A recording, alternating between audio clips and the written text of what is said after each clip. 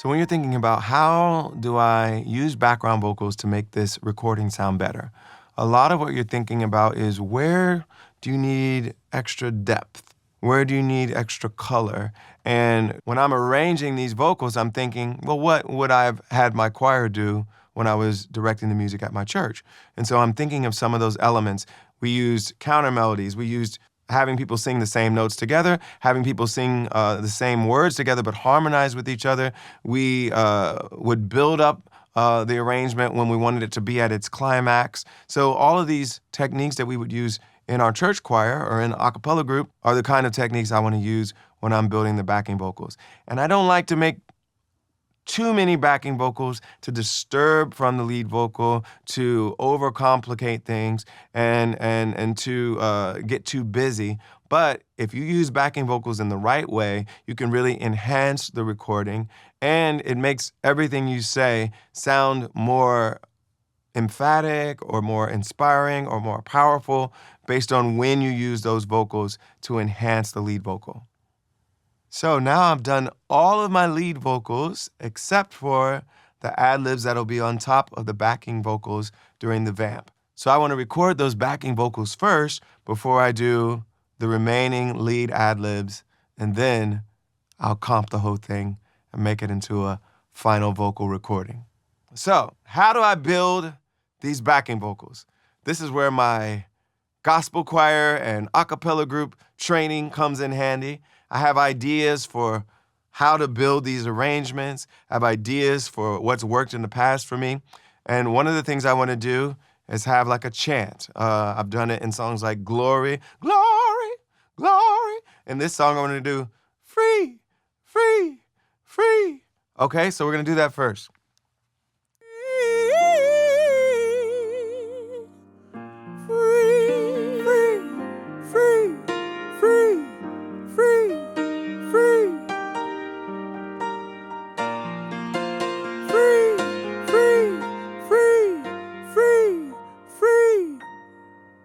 So, I've recorded one layer of that, but if I want it to sound like a choir, and sometimes I actually bring a choir in, but sometimes I'm like, I could do all these myself, and I just stack my voice on one track on top of another, and on top of another, on top of another. So a lot of times I'll do 4 in one voice, so it sounds like 4 people are singing the same note. So I'll do a stack of what I just sang.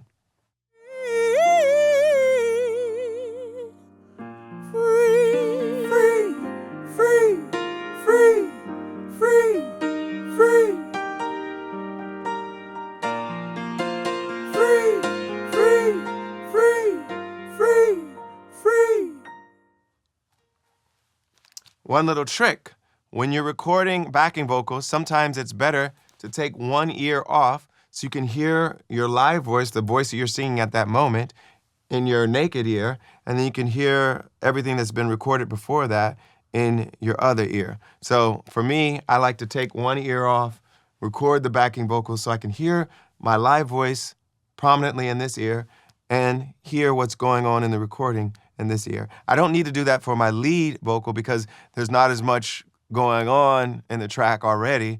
And so I'd rather hear my lead vocal all in my headphones like this. But once the lead vocal's already there and I'm recording the backing vocals, I don't want to be too distracted by the lead vocal and the other things going on. So I only let them play in my one ear, and then my other ear is only hearing what's coming out of my mouth. Okay, so now I'm going to do an octave lower of the same note, so free. So what is an octave? An octave is the same note, but in a lower register. So it's 12 semitones down or up from the note you were already singing. So I was singing free, free. The octave is free, free, free. So it's the same note, but in a lower register. Here we go.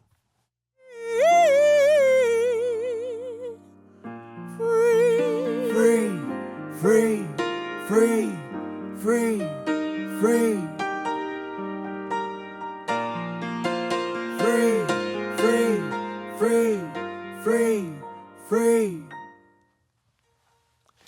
And again, I recorded those, and I'm going to do a stack of those as well. So I'm going to do probably 4, maybe 8 of those, 4, maybe 8 of the higher notes, and then it'll sound like it's a nice-sized choir with a lot of people that sound like me.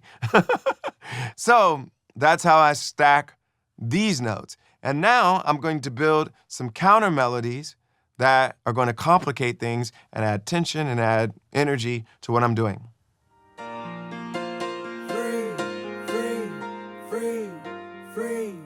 Free.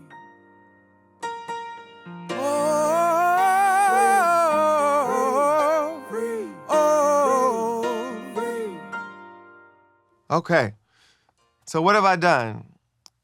One, I kind of borrowed, let it ring through the valley, soar to the mountains, fall to the deepest blue sea. So it's almost the exact same melody, but it's a more kind of straight version of that.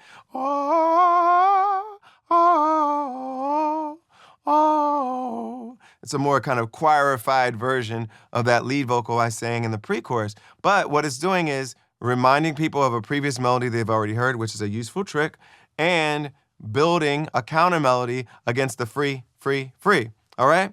Then I'll stack that, and then I'll make it even more emphatic in the 4th time through. So that was the 3rd time through. The 4th time through, I'm going to harmonize those vocals and do something similar to the oh, but even build it up even higher. So this is our most climactic moment before we strip it back down.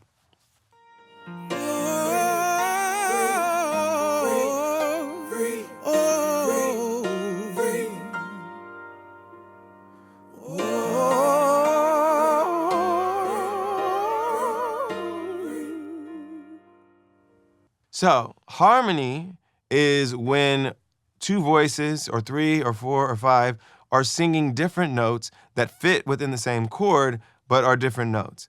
Ba and ba, that's a harmony because those notes fit in that same major chord, ba, and they're different notes, but they sound great together. I love harmony.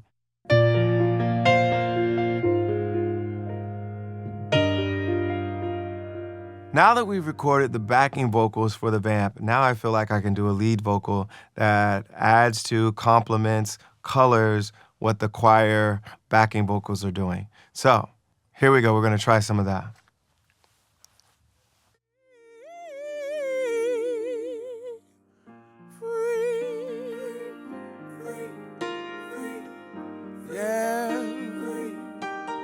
Till we're all free.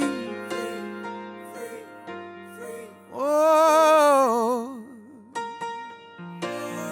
freedom to love, freedom to give, freedom to live. Go down, Moses, way down, Moses, go down to every land and tell them. Okay, so you saw what I did there with the ad-lib vocal. So not only did I just do a couple little runs and yeahs and ahs and stuff, but I also went back to the verse. So you remember with my backing vocal, I hearkened back to the melody from the pre-chorus, but for this lead vocal, the final ad-lib before we head back into the final chorus, I went back to Go Down Moses. So I'm reintroducing these themes that I've already introduced. I'm bringing back these ideas, these melodic and lyrical ideas that have already been part of the song and adding them on top of the other layers of the song. They're in the same chord progression, but now the choir's doing the wah and the free, free, free. And I'm singing, go down, Moses, way down, Moses. So all of these melodies are working together, and it's very reminiscent of some of the things we used to do when I arranged my gospel choir vocals. But all of these melodies are working together. Some of them are hearkening back to what we've done earlier in the song. Some of them are new ideas, but they're all coming together over the same chord progression that we used for the verse. And that is our vamp.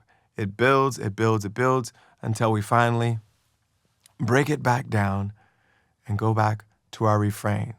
There is a God. And I'm just praying, Lord, rain down freedom, rain down till we're all free. And I get down to the most intimate, prayerful expression of that chorus, and we end the song. Everyone will know their word, and that there is a God, and we're just saying, Lord, rain down freedom, rain down till we're all free.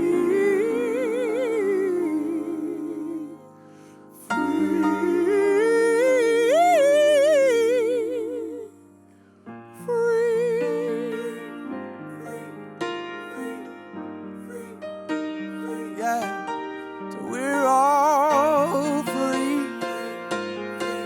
Oh,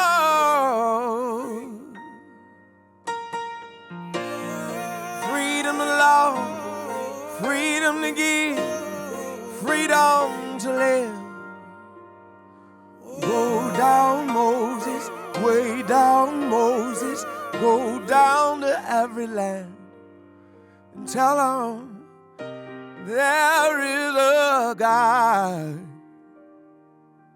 And I'm just praying, Lord, rain down freedom, rain down till we're all free.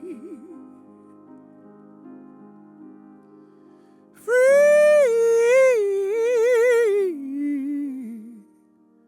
till we're all free.